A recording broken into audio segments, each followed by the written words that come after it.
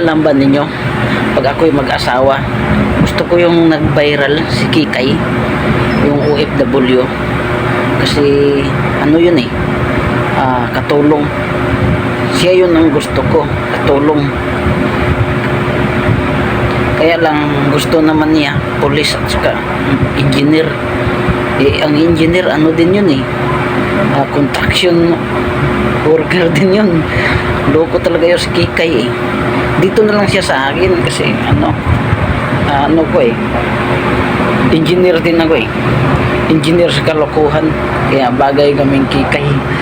Kaya kung maano mo yung video na to Kikay,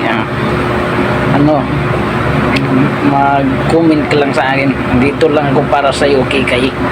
Hanggang dito na lang yung video ko Kikay. Paki-share na lang sa video nito para makarating ka Kikay. Bye bye.